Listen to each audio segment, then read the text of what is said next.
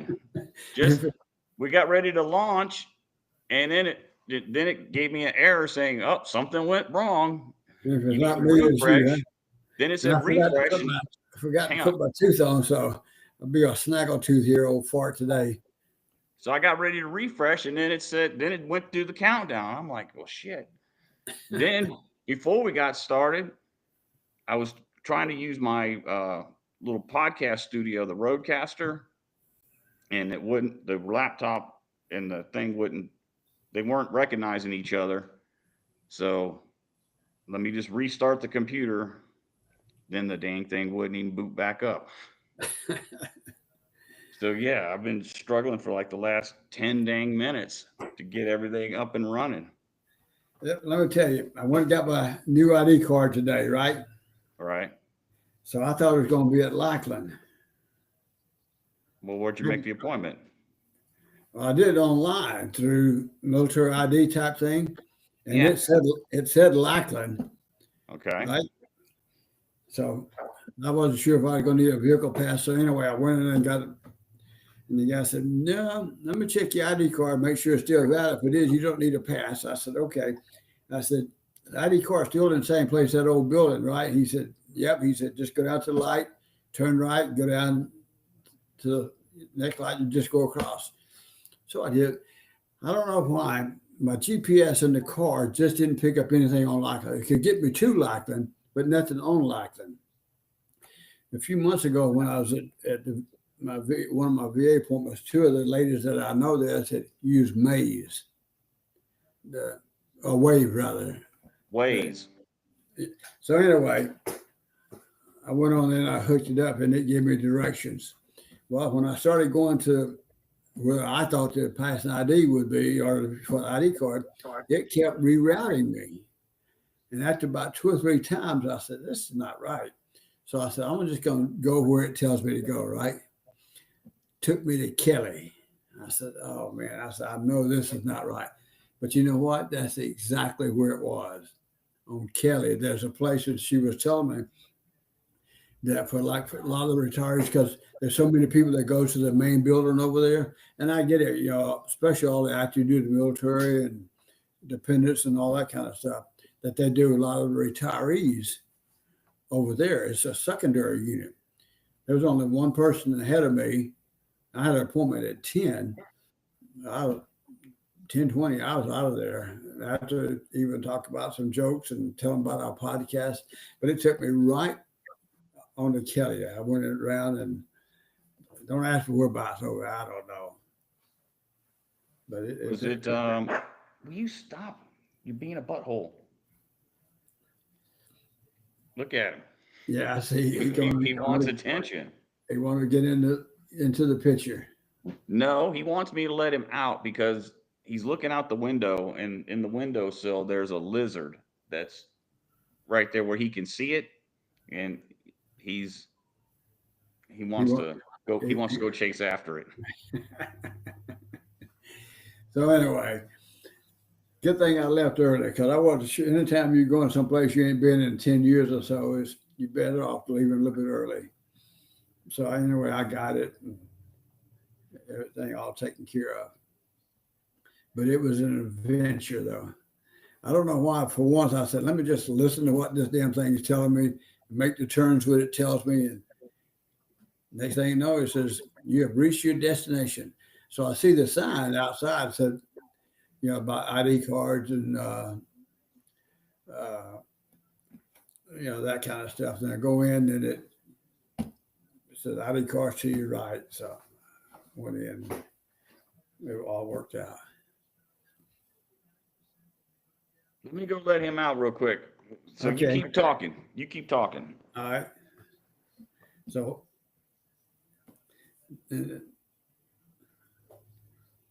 You can keep talking. anyway, when I got there, I was just kind of BSing with the lady about how the security forces and air police and security police all changed titles and stuff like that. So it was nice. And then she said, "You want to keep this just as a memento?" I said, "Yeah, I'll keep it." Somehow between there and the house, I lost that damn ID card. I mean, the old one, you know. How did you lose it? I have no idea. First off, I didn't, it's, you know, it said take two different types of IDs and stuff like that. So I took everything, passport, and of course I got my driver's license. I took my 214 just in case. She said, "No, you're already in the system. All we need is your ID card." Said, okay, so we got it all done. But that was an interesting morning. So It sounds like it. yeah, but I'm glad we got it done. I'm done. My driver's license is good for like 6 years, I think, and then I got my ID card done, so I'm done. Anyway, so how was your concert last night?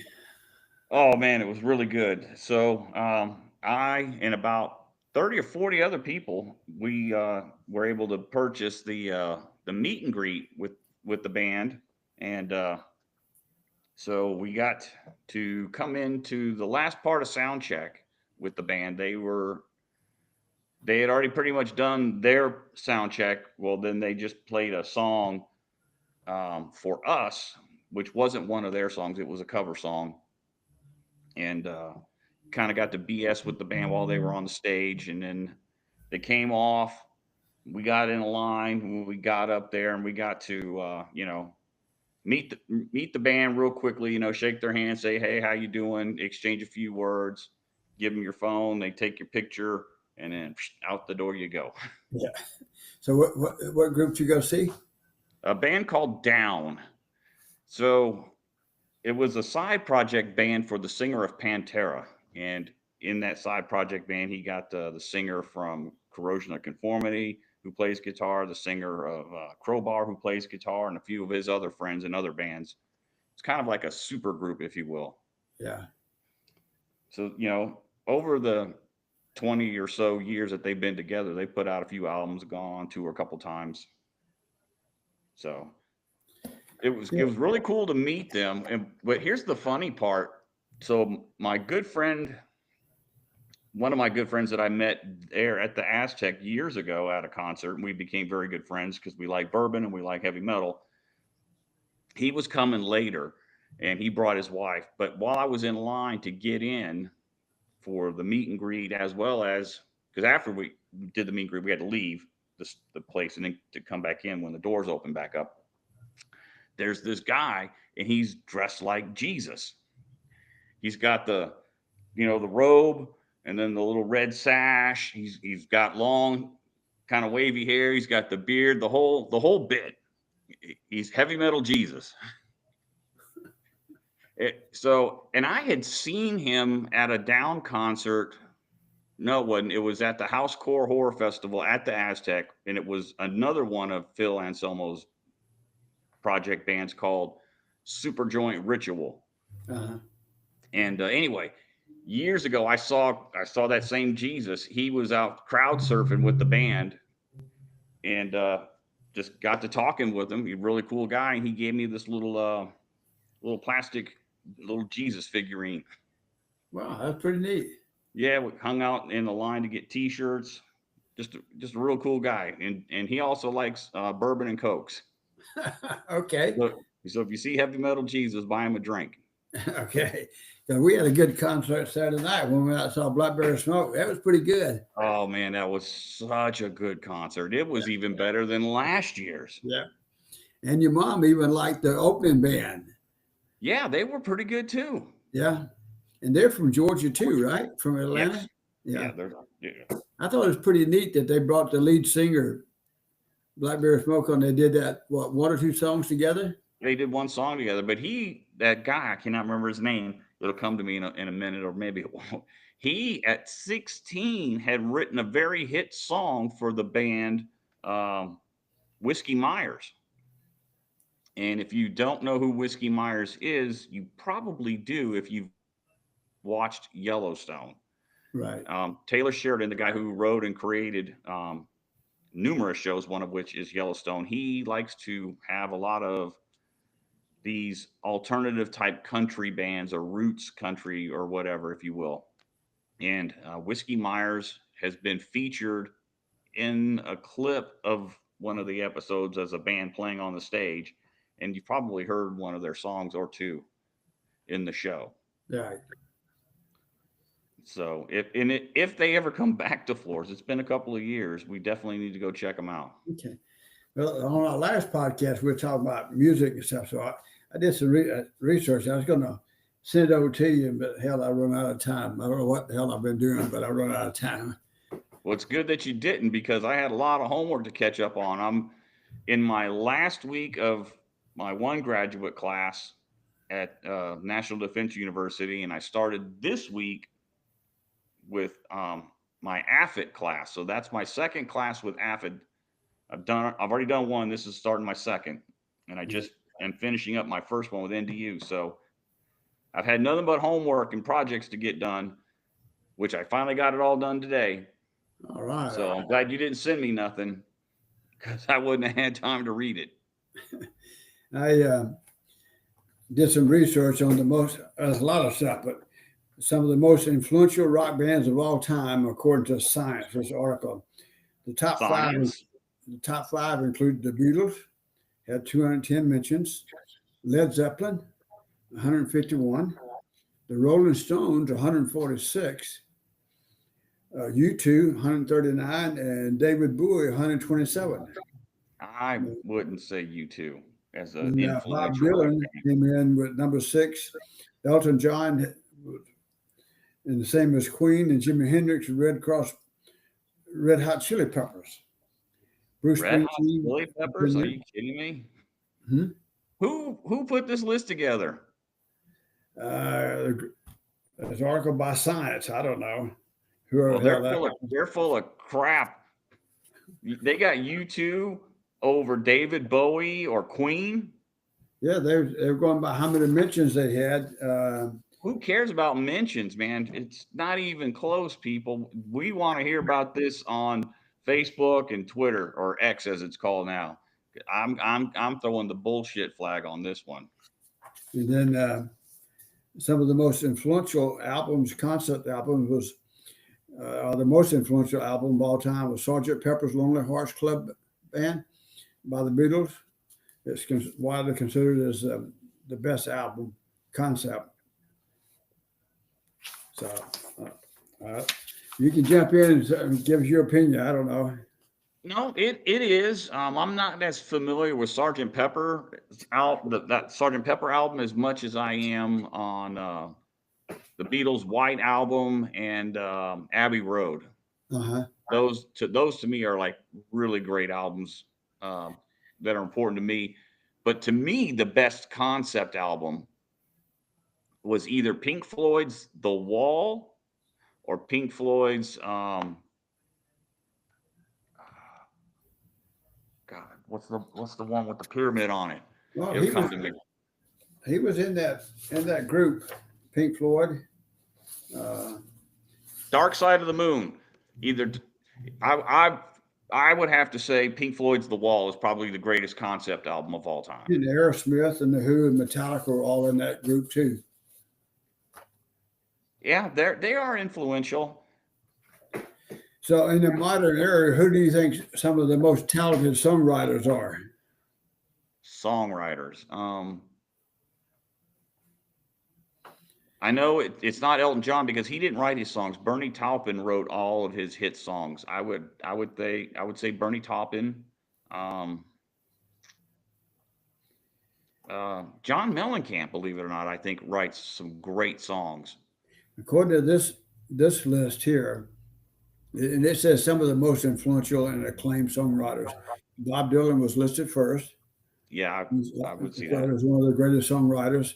Then Paul Simon, known for his work as a solo artist and with Simon and Garfunkel.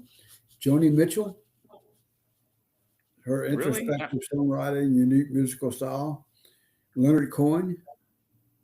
Yeah, I could see Leonard Cohen. I mean, Joni Mitchell, I wouldn't put her up that high. Stevie Wonder. David Bowie. Yeah, David Bowie. Prince. Oh, definitely Prince. Now this next one's going to knock you out of your chair. Taylor Swift. You know what? She writes some very great pop music. You got to give it to her. But you know who else is not in that I would think over Joni Mitchell? Hall and Oates. Who? Hall and Oates. Okay. Then they could have had Kendrick Lamar and Billie Eilish. Eilish. Billie Eilish. Man. Eilish, okay. Okay. And who do you think some of the best living songwriters are? Best living songwriters.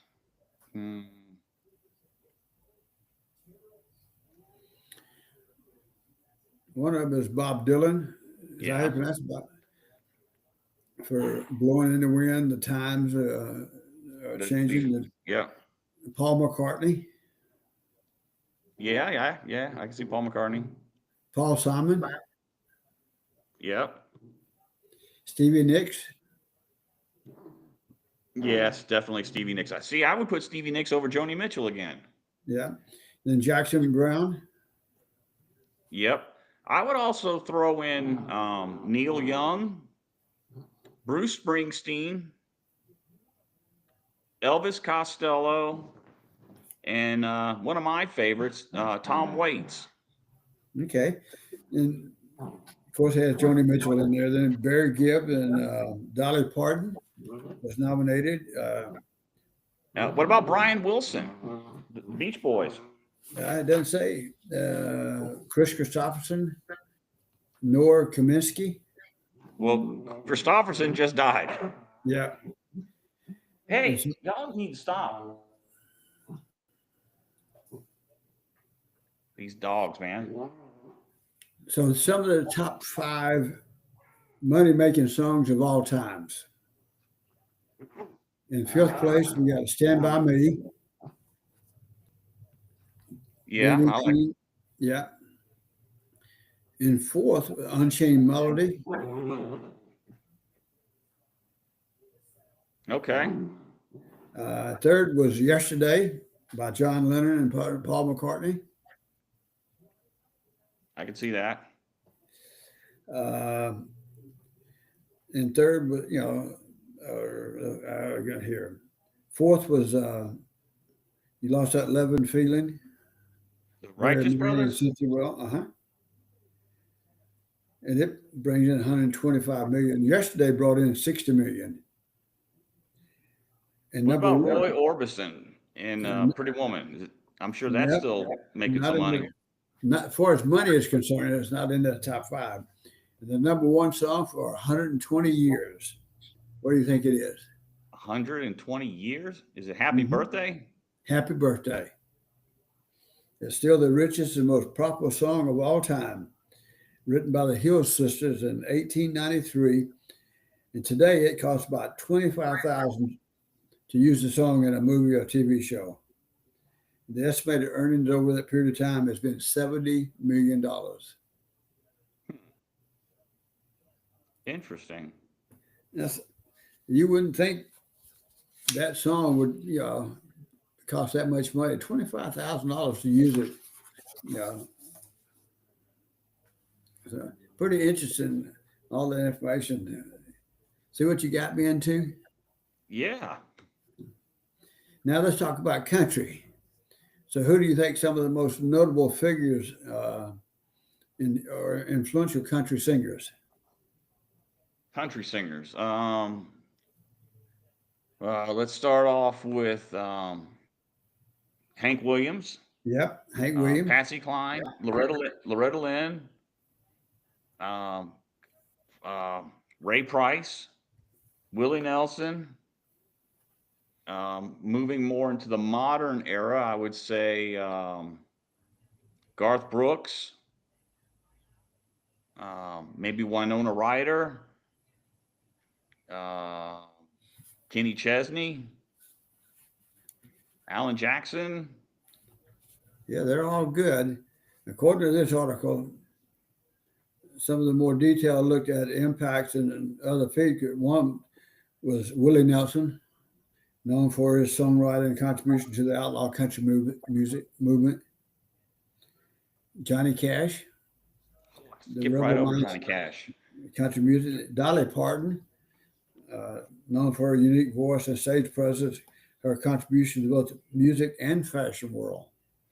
George Strait. Yep, George. But he doesn't write any of his songs. No, these are influential country singers. Then you Okay. had Patsy Cline. And some of the others that mentioned is something like you're talking about, Merle Travis, Chet Atkins, and some of those guys.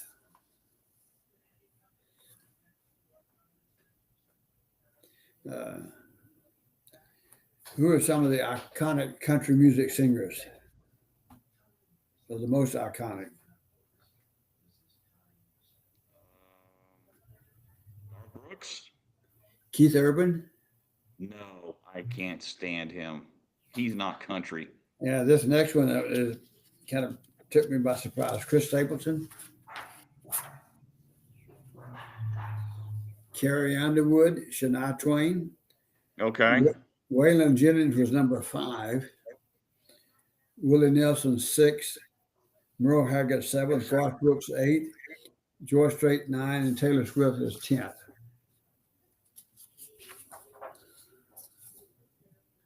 Strange, huh? Yeah, it just seems like a popularity contest on a lot of these picks.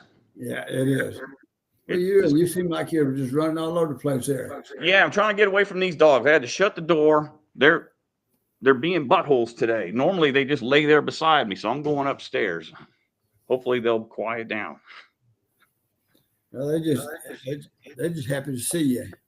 No, they're running around, barking, fighting, wanting attention, wanting to chase squirrels and lizards. They're just being a nuisance. Wanting all that good stuff, huh? Yeah, if you say so.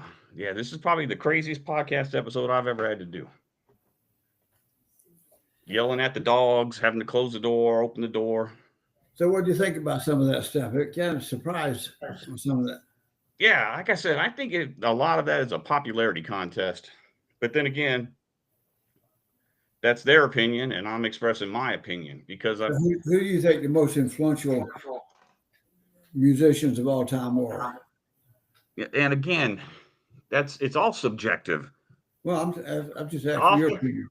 off the top of my head, I'm going to say Jimi Hendrix, Stevie Ray Vaughan, um, Eddie Van Halen, um, John Bonham, the drummer from Led Zeppelin. I'm also going to throw in Keith Moon, drummer from The Who. Both of them are deceased. Drugs and alcohol got a hold of those guys. Elvis Presley. Yeah, Uh, and he's a very influential person, just like Stevie Ray Vaughan.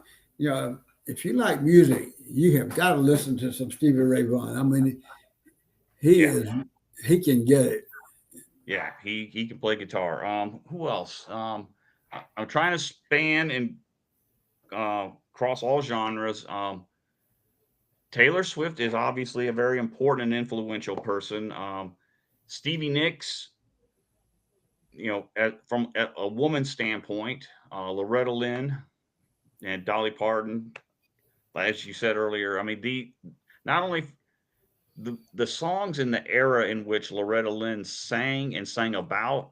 I mean, some very controversial subjects, as we've talked about in the past. I think that warrants inclusion. Dolly Parton, for her contributions as a singer songwriter, and then crossing over into To the pop. to pop, but mostly into acting. Yes. So, you know, you got to give some credit there. Elvis, you know, rock and roll. Chuck Berry, definitely got to throw Chuck Berry in there. Oh man, I love Chuck Berry. And back to drummers again. I'm going to throw in Ringo Starr. Not a Yep. great technical drummer, but you know what? He's technically the first rock and roll drummer, if you think about it. Because up until the Beatles, nobody really knew who anybody's drummer was. Exactly. And, you know, he's had a very successful career post Beatles. So, as a rock and roll drummer who kind of like wrote the book on how to be one, if you will, I would throw Ringo Starr in there. Today, again, Bob Dylan, you can't discount his contributions as a singer and songwriter. Very influential. Nirvana, for what they have done in the punk realm, I would throw in the Ramones, the Clash,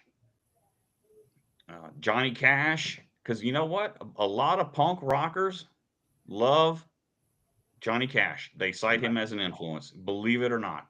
Yeah. Well, he has such an influence. Yeah, and he wasn't just somebody who just locked in and focused on doing one thing. I mean, he could do it all. I mean, Folsom Prison. Who the hell ever went to Folsom Prison put on a concert for prisoners? Nobody. And Merle Haggard, I think, maybe done one there. Or what? Well, wasn't Merle Haggard in prison? Yep. He went back and put on a concert. I don't know about Waylon. Waylon played bass guitar for Buddy Holly. Yep. Buddy Holly is another influential singer, songwriter, musician. He was ahead of his time. Yes, very much so. Yeah. And a lot of these guys, they have sons or daughters that are really good.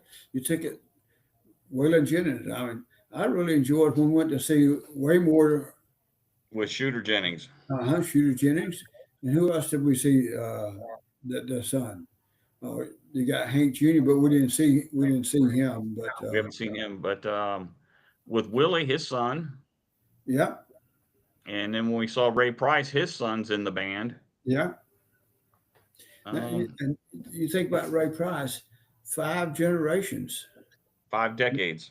5 decades, he had a number one hit. That's amazing. Yeah. The guys are just ahead of their time. And these last few years, you and I have been going to a lot of concerts. They're a lot of fun to me. It's exposed me to seeing some things differently, and actually probably didn't realize how much I did enjoy to go back into it, Well, I always knew you would like George Thorogood. I always knew, because you've always liked that rock and roll era from the 50s and early 60s when those guys were getting after it, and I just knew you would like him.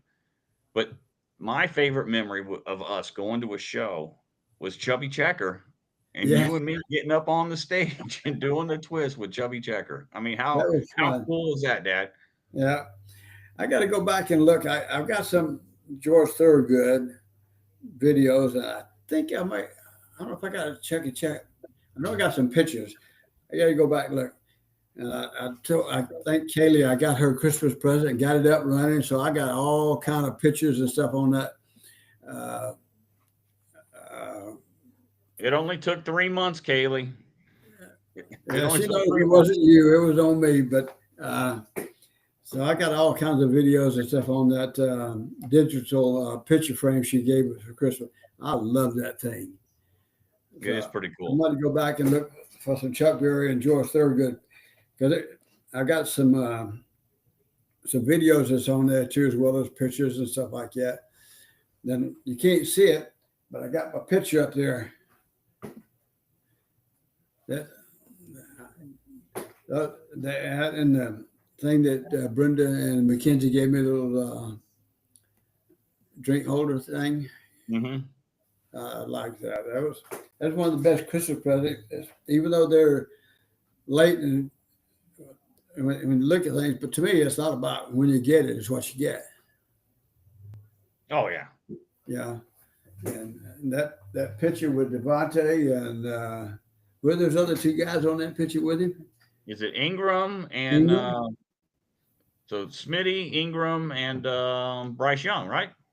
No, 22 running back.